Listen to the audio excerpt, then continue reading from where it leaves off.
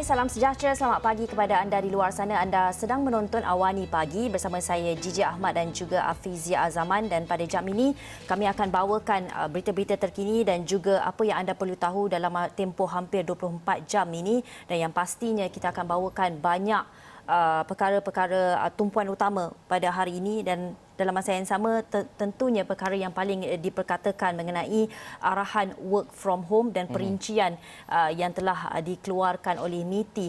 Dan Afizi, kalau kita tengok paparan Dada Akhbar Berita Harian juga memaparkan informasi mengenai sektor mana, perkhidmatan mana yang perlu bekerja di rumah. Itu kalau anda boleh lihat di muka hadapan Berita Harian. Dan kalau kita tengok perinciannya sendiri, Kementerian Perdagangan Antarabangsa dan Industri MITI mengambil kira keperluan pihak industri dan bersetuju untuk membenarkan maksimum 10% pekerja di peringkat pengurusan dan penyeliaan untuk berada di pejabat di negeri yang sedang menjalani PKPB. Ini merangkumi antaranya tugasan yang melibatkan perakaunan, kewangan, pentadbiran, perundangan, perancangan dan ICT. Hafizi. Ya, betul tu. Dan 10% sahaja yang dibenarkan untuk berada di pejabat, dan ini bermakna anggaran lebih kurang dalam 1 juta individu perlu bekerja di rumah di sekitar kawasan ataupun negeri-negeri wilayah yang dijalankan Perintah Kawalan Pergerakan seperti di Kuala Lumpur, Selangor, Putrajaya, Labuan dan juga Sabah. Dan kalau kita lihat, keputusan itu diambil untuk melindungi kesihatan rakyat dan pekerja. Menterinya Datuk Seri Muhammad Azmin Ali menyatakan bahawa pekerja yang dibenarkan untuk berada di pejabat pula hanya selama 4 jam bermula daripada pukul 10 pagi sehinggalah pukul 2 petang dan hanya 3 hari seminggu. Dan kata Muhammad Azmin, syarikat-syarikat tersebut tidak perlu mengemukakan permohonan, majikan hanya perlu keluarkan surat pelepasan perjalanan bagi setiap kaki tangan yang benarkan bekerja sepanjang tempoh PKPB. Majikan juga perlu tetapkan garis panduan BDR yang bersesuaian mengikut keperluan syarikat masing-masing. Dan dalam perkembangan yang sama, MITI memutuskan untuk melaksanakan keputusan MKN supaya pihak industri memperkenalkan dasar bekerja dari rumah ataupun BDR, work from home, untuk kaki tangan pengurusan dan juga penyeliaan. Dan itu adalah merangkumi antara wilayah-wilayah dan juga negeri yang dikenakan PKPB. Keseluruhannya adalah 31 juta pekerja dan seramai 776,000 individu ataupun pekerja, dan merangkumi 25% adalah pekerja dalam bidang pengurusan dan juga penyeliaan. Jadi dicampurkan dari bahagian pihak industri ataupun swasta bersama dengan kaki tangan kerajaan. Anggarannya lebih kurang 1 juta orang hari ini memulakan bekerja daripada rumah. Betul tu. Kalau kita lihat juga dengan arahan ini berbaki lebih kurang saya kira 5 hari lagi hampir untuk tamatnya PKPB, dan persoalan turut dilontarkan oleh ramai rakyat Malaysia di sosial media. Rata-ratanya mengatakan adakah majikan akan mengikuti arahan ini, kerana dilihat arahan ini juga mempunyai beberapa loophole. Kalau kita lihat, pertama, bagaimana nak pastikan syarikat itu mematuhi arahan ini. Adakah sekiranya tidak mematuhi arahan ini, pekerja di luar sana boleh membuat laporan atau report ke atas majikan. Dan dalam masa yang sama, kita juga perlu melihat arahan ke atas Perintah Kawalan Pergerakan Bersyarat itu sendiri. Perlunya ia diumumkan untuk jangka masa panjang untuk memudahkan syarikat-syarikat ini membuat perancangan di masa hadapan juga, Fizi. Dan kalau kita lihat, kita ada bawakan juga perincian untuk pekerja sektor awam yang mengatakan bahawa maksimum 30% pekerja sektor awam dibenarkan masuk pejabat. Dan ini dilakukan sama ada secara penggiliran atau sepenuh masa agar kehadiran mereka di pejabat pada kadar minimum sepanjang tempoh PKPB ini dapat dikuatkuasakan. Malah semua aktiviti bersemuka seperti mesyuarat, perbincangan atau latihan akan dilakukan secara dalam talian sepenuhnya semasa tempoh berkenaan. Itu kata Ketua Pengarah Perkhidmatan Awam Tan Sri Muhammad Khairul Abdul Rahman untuk pekerja sektor awam. Fizi. Ya, betul tu. Dan dalam masa yang sama juga, kita di Astro Awani ada mengambil pandangan daripada pelbagai pihak untuk kita memahami adakah langkah kerajaan melaksanakan BDR ini dapat ditangani ataupun dapat dilakukan dengan segera oleh pihak industri dan juga kaki tangan awam. Ini adalah kenyataan daripada Pengarah Eksekutif Persekutuan Majikan-Majikan Malaysia MEF Datuk Samsudin Bardan yang menyatakan waktu bekerja daripada pukul 10 pagi hingga 2 petang di pejabat di negeri yang menjalani PKPB dilihat terlalu singkat dan memudaratkan pekerja. Katanya itu menjejaskan operasi industri dan juga syarikat yang terlibat. Waktu bekerja yang ditetapkan itu dikatakan terlalu terhad dan kami terpaksa ke tempat kerja dari rumah dan jaraknya jauh hanya untuk bekerja 4 jam. Saya rasa ia terlalu singkat dan beliau berharap kerajaan dapat memperhalusi perkara tersebut mempertimbangkan untuk membenarkan pekerja bekerja di pejabat pada waktu biasa untuk 3 hari seminggu. Itu kenyataan daripada MEF, tapi kenyataan berbeza disuarakan oleh Presiden Kesatuan Kebangsaan Pekerja-Pekerja Pihak Berkuasa Tempatan Semenanjung Malaysia, Datuk Azim Muda, yang menyatakan beliau menyambut baik saranan daripada MITI dengan norma baharu ketika ini. Beliau menganggap pengumuman MITI itu tidak menjadi masalah untuk pihak PBT bekerja 4 jam sehari dan melakukan maksimum 10% pekerja melakoni tugas tertentu di pejabat, dan ia adalah mencukupi 4 jam sehari untuk bekerja dan norma baharu dalam talian dan kaedah berlainan daripada yang sedia ada. Itu di antara pendapat-pendapat yang disuarakan oleh beberapa pihak mengenai BDR ataupun bekerja dari rumah yang dikuatkuasakan bermula hari ini di negeri-negeri yang menjalani PKPB, Gigi. Dan dalam masa yang sama, rasanya majikan-majikan boleh melihat kembali bagaimana mereka boleh menyusun kedatangan 4 jam itu. Itu terletak pada kebijaksanaan setiap majikan untuk mengatur semula mengikut kesesuaian dengan arahan ini. Dalam masa yang sama, kita juga ada mendapatkan reaksi daripada QPEX sendiri, dan QPEX juga ada menggesa semua ketua jabatan untuk mematuhi arahan kehadiran bertugas pada tahap maksimum 30% seperti yang dikeluarkan oleh Jabatan Perkhidmatan Awam bagi Kuala Lumpur, Putrajaya, Selangor, Labuan dan juga Sabah. Presidennya Adnan Mat berkata langkah bekerja dari rumah boleh dilakukan secara penggiliran atau sepenuh masa dengan menetapkan kaki tangan pengurusan dan pentadbiran yang tidak perlu bekerja di pejabat atau lapangan agar tidak mendatangkan kesukaran kepada kaki tangan. Itulah yang paling kita tidak mahu adalah menyusahkan rakyat ke atas arahan ini, dan yang pastinya kerjasama antara majikan serta pekerja itu paling diperlukan pada saat-saat arahan ini dikeluarkan. Ya, betul tu. Dan apa pun kita faham, kerajaan melaksanakan satu perintah itu mungkin boleh diperhalusi dan juga diperbaiki dari segi komunikasinya untuk menyampaikan maklumat dan sebagainya. Tapi ini adalah masa-masa sukar untuk kita di Malaysia kerana mengalami peningkatan kes jangkitan COVID-19, dan kita perlu faham mengapa work from home ini perlu dikuatkuasakan di negeri-negeri yang diarahkan menjalani PKPB. Jadi kita nak faham dengan lebih lanjut, kita akan mainkan grafik ini.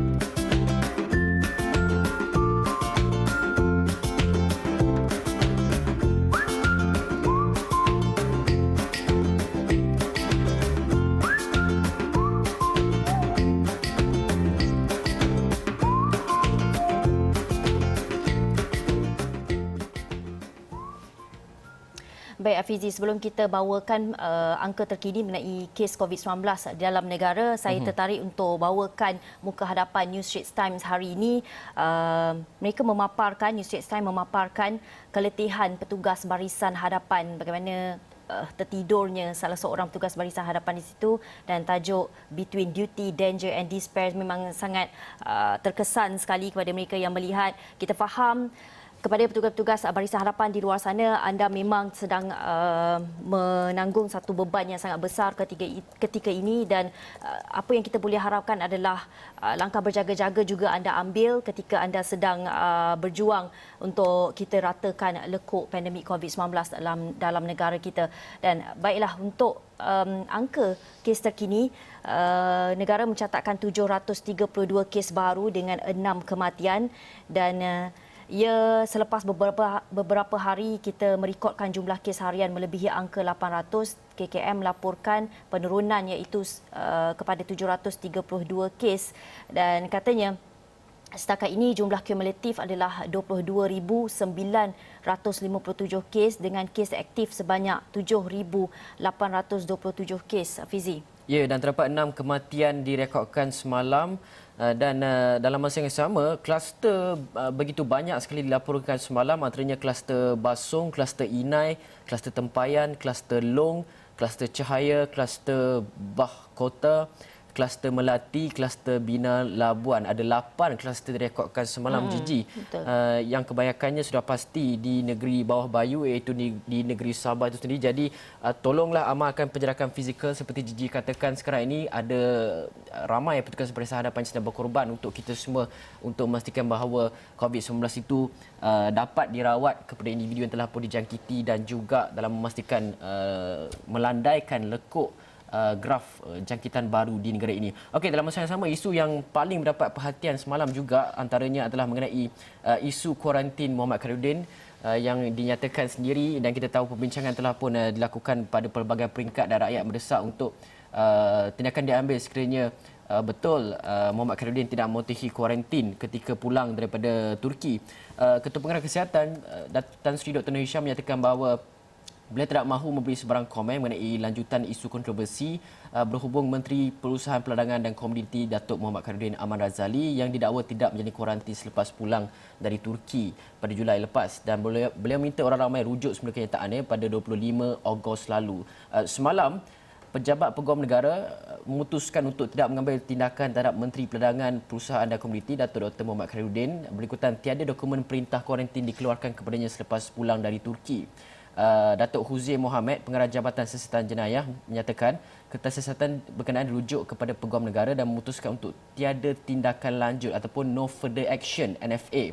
Dan Kertas Siasatan dirujuk kepada AGC atas arahan ini adalah tiada tindakan lanjut kerana dia tidak diserahkan borang 14B di bawah Seksyen 15-1 Akta 342 bagi tujuan menjalani perintah kuarantin. Dan berdasarkan keterangan, maka AGC putuskan untuk tidak mengemukakan sebarang pertuduhan memandangkan tiada keterangan kukuh bagi mengasaskan pertuduhan tersebut. Dan perkara inilah yang mencetuskan perbincangan. Banyak sekali perbincangan di media sosial yang mempersoalkan tindakan ataupun keputusan yang dikeluarkan oleh Pejabat Peguam Negara.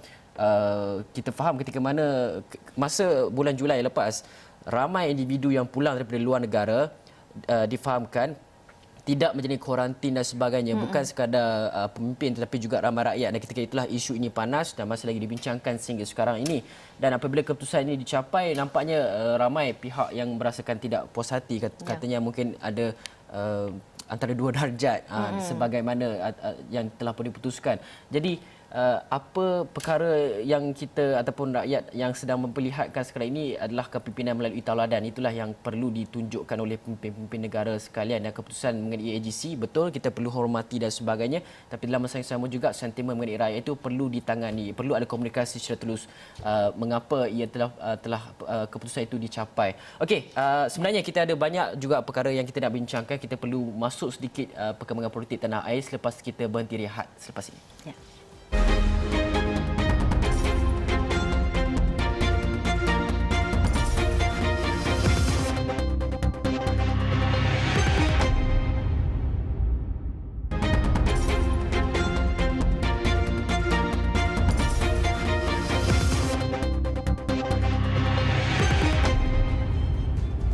Ya, UMNO melakukan gencatan politik bagi memastikan agenda menangani COVID-19 dapat diutamakan. Itu kata Presidennya Datuk Seri Dr. Ahmad Zahid Hamidi, yang mengatakan bahawa keputusan itu juga bagi membantu rakyat yang sedang dihimpit kesusahan dan kegelisahan akibat hambatan ekonomi dapat ditangani. Dan kata Datuk Seri Zahid juga, UMNO mendukung usaha Kerajaan Perikatan Nasional PN dalam memfokuskan agenda membantu rakyat dan negara mendepani pandemik COVID-19 ini. Hafizi. Ya, dan kita nak membincangkan mengenai perkara ini dan bersedia di talian Skype sekarang adalah Pengarah Seperti Universiti Malaya UM Profesor Dr. Awang Pawi Awang Azman. Kita nak memahami apa makna gencatan politik daripada UMNO ini.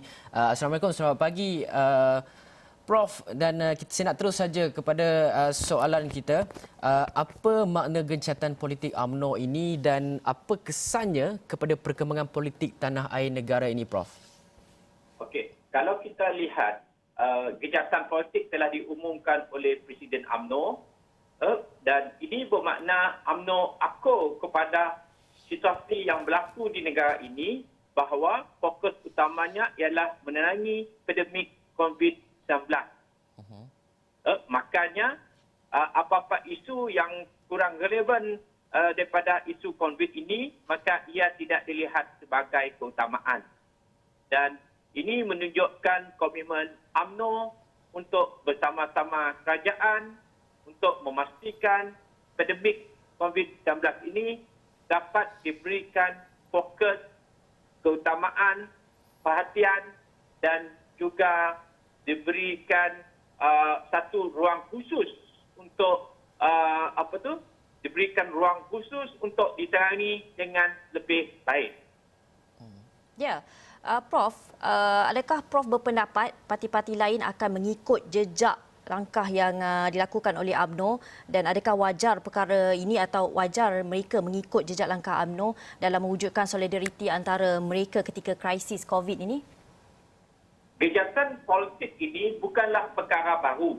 Sebenarnya bukan UMNO pasti yang pertama yang menganjurkan gejatan politik. Namun sebelum ini beberapa bulan yang lalu, parti DAP juga pernah mengusulkan agar berlakunya gejatan politik dengan beserta cadangan-cadangan yang diperlukan apabila berlakunya gejatan politik. Dan ini bermakna gejatan politik itu tak semestinya aktiviti politik itu terhapus sepenuhnya. Ia menyai beberapa perkara yang perlu dipersetujui dalam gejatan politik. Ia sama seperti gejatan senjata, tak semestinya tidak berlaku sebarang penentangan, tetapi ia dilakukan dengan lebih subtle. Ia dilakukan dengan secara di belakang tabir, ia ada perancangan, ada perjanjian dan ada perkara yang berlaku di belakang itu.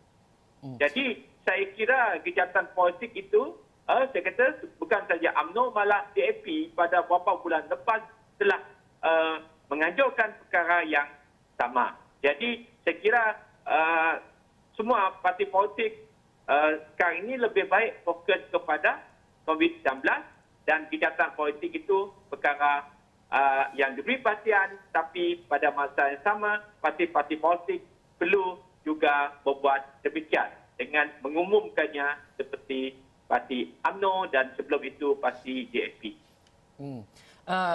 Prof, kita nak juga memahami adakah gencatan politik yang diumumkan oleh UMNO ini mengambil kira titah Yang di-Pertuan Agong Al-Sultan Abdullah untuk memastikan ataupun beliau baginda bertitah supaya setiap pemimpin pengamal politik untuk mengelakkan sebarang berlakunya krisis politik sekali lagi dan lebih fokus kepada kebajikan rakyat dan juga menangani pandemik COVID-19. Adakah gencatan politik UMNO ini menjurus kepada titah Yang di-Pertuan Agong itu? Saya kira parti UMNO merupakan parti yang lama, mempunyai tradisi yang besar, mempunyai sejarah yang panjang, mempunyai hubungan rapat dengan institusi istana dalam konteks memperjuangkan institusi beraja dan menghormati situasi beraja juga. Jadi saya kira UMNO patuh kepada saranan daripada Yang di-Pertuan Agong dan menghormati institusi raja untuk memastikan semua kawalan dalam COVID-19 ini dapat dilaksanakan dengan lebih berkesan. Jadi saranan yang di-Pertuan Agong ini disambut dengan langkah yang positif, langkah yang optimis. Ya, Prof.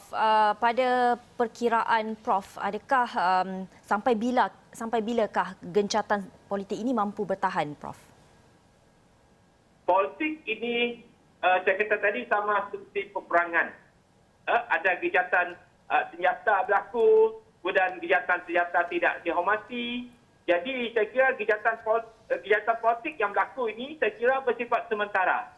Ia mungkin panas kembali apabila berlakunya sidang Dewan Rakyat. Apabila sekiranya berlaku usul undi tidak percaya ataupun berlakunya pembentangan untuk kelulusan bajet bajet 2021. Jadi saya kira politik itu dinamik, walaupun gejatan senjata itu berlaku, saya kira apa-apa saja boleh berlaku dalam politik. Ia bergantung kepada sentimen semasa. Sejauh manakah UMNO itu dirunding secara baik oleh Parti Bersatu. Ini merupakan kunci utama. Apakah formula gejatan senjata itu yang berlaku, dan kandungan-kandungan perjanjian senjata itu pula perlu diketahui. Adakah ia melibatkan rombakan kabinet, pertukaran pimpinan utama atau sebagainya? Itu akan ditentukan dalam konteks gejatan politik ini. Prof, dalam masa yang sama apabila UMNO mengusulkan untuk gencatan politik ini dan PKR juga semalam mengeluarkan kenyataan menghormati keputusan UMNO, namun proses mengembalikan mandat rakyat itu tetap akan diteruskan oleh parti PKR. Dan dalam masa yang sama kita nak juga tahu apabila gencatan politik ini dilakukan, disuarakan, Prof sendiri cakap DAP pernah menyuarakan perkara yang sama, dan kita akan dapat, adakah kemungkinan kita dapat lihat satu solidariti antara semua parti-parti politik di Malaysia ini untuk melakukan gencatan politik dan bekerjasama dalam membantu rakyat. Apa sebenarnya yang boleh dilakukan oleh parti-parti politik untuk memastikan bahawa beban yang ditanggung rakyat ketika ini akibat pandemik COVID-19 ini dapat diringankan? Mungkin apa cadangan Prof? Adakah mungkin parti-parti ini boleh menggerakkan jentera-jentera mereka di akar umbi untuk membantu rakyat dan sebagainya yang ditunjukkan secara kerjasama antara parti-parti politik? Okey, sebenarnya tugas menerangi COVID-19 ini sebenarnya tugas utama itu ditanggung oleh pihak kerajaan. Bergantung kepada kepimpinan Perdana Menteri bagaimana untuk memastikan COVID-19 ini dapat ditangani dengan lebih baik. Bagaimana menurunkan jumlah-jumlah jangkitan tersebut dengan dasar yang ketat, dengan pendirian yang tegas, mengambil tindakan kepada pihak yang melanggar SOP tanpa mengira dia menteri ataupun orang biasa, tidak ada pilih kasih tentang kasta tinggi, kasta rendah. Itulah yang dimainkan oleh kerajaan. Sedangkan parti-parti politik tidak ada kuasa untuk membuat tindakan. Kecualilah kuasa untuk membuat kejahatan politik itu ya. Memberikan kerjasama dengan sokongan ya. Tapi yang menanggungnya, yang beban sebenarnya terletak kepada kerajaan yang ada pada sekarang ini. Terletak kepada Menteri Kesihatan, terletak kepada Perdana Menteri, terletak juga kepada Kementerian Dalam Negeri. Bagaimana nak menangani isu-isu COVID-19 di penjara, di Sabah yang begitu ramai, di pusat tahanannya, di Kedah. Ini merupakan misalnya tugas yang perlu diberi perhatian oleh Menteri Dalam Negeri. Untuk memastikan bahawa COVID-19 ini dapat dikurangkan dalam kluster benteng ataupun kluster pusat tahanan yang begitu besar sekali. Dan pada masa sama, memang parti-parti politik lain saya kira memberikan sokongan dengan tidak mempolitikkan isu tersebut. Dan saya kira itu adalah langkah wajar yang dilakukan oleh parti-parti politik untuk menyokong menangani pandemik COVID-19 ini dengan lebih baik dan dengan lebih ampuh atau dengan lebih berkesan lagi. Prof, Kalau kita tengok sentimen rakyat ya, lebih-lebih lagi di luar sana, rakyat kebanyakannya membawa nada yang tidak senang, tidak puas hati terhadap ahli-ahli politik. Dan bagaimanakah dengan keputusan genjatan politik ini, bagaimana UMNO khususnya atau parti-parti yang lain untuk membuktikan bahawa mereka benar-benar mahu adakan genjatan politik ini, sebab sentimen rakyat ketika ini dalam percaya tidak percaya saja kepada ahli politik, Prof. Kita kena faham bahawa genjatan politik ini dianjurkan oleh Presiden Parti UMNO.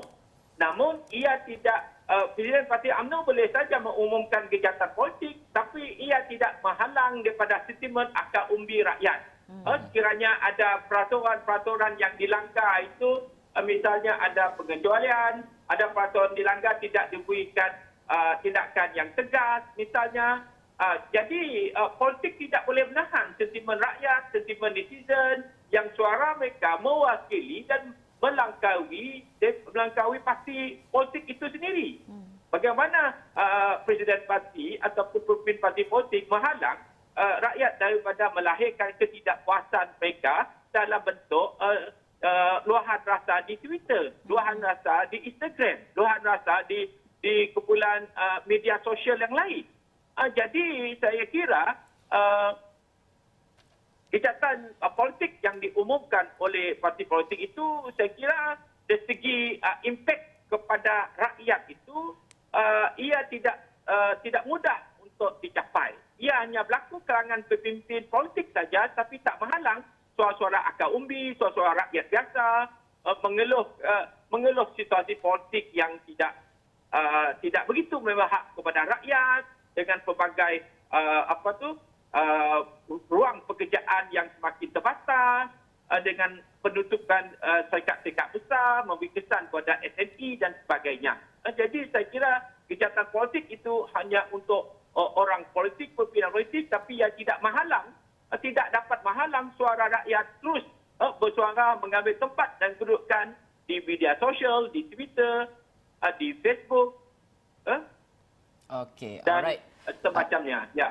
Okey, terima kasih Profesor Dr. Awang Pawi Awang Azman, merupakan seorang penganalisis politik Universiti Malaya UM, atas perkongsian pendapat mengenai gencatan politik yang dilakukan oleh Presiden UMNO dan juga parti itu sendiri yang diumumkan oleh Presidennya Datuk Seri Ahmad Zahid Hamidi. Dan kami akan bawakan perkembangan lain berkaitan dengan isu-isu dalam dan juga luar negara untuk anda di astroawani.com dan juga buletin-buletin Awani seterusnya, dan nantikan perkembangan daripada kami. Dan sekian saja Awani Pagi untuk hari ini. Saya Hafizan Zaman. Dan saya Jijak Ahmad. Terima kasih kerana menonton. Bye.